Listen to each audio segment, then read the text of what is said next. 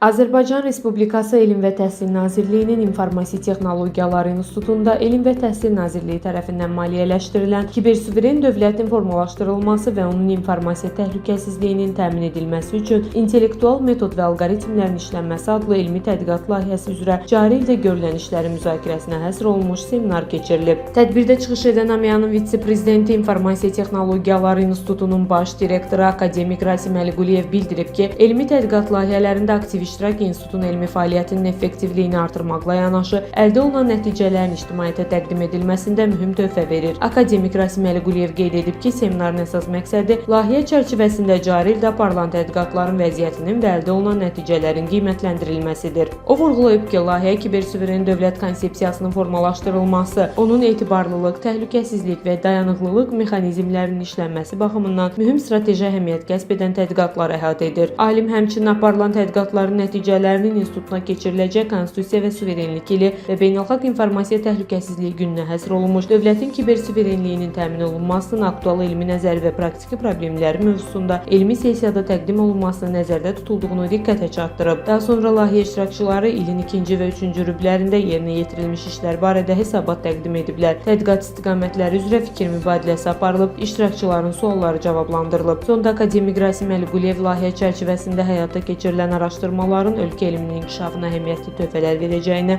inamını ifadə edib. Elmi problemlərlə bağlı bir sıra təklif və tövsiyələrini səsləndirib. Sümbül Zalova, Ceyhun Şahverdiyev, Şahin Rəsulov, İnfo TV.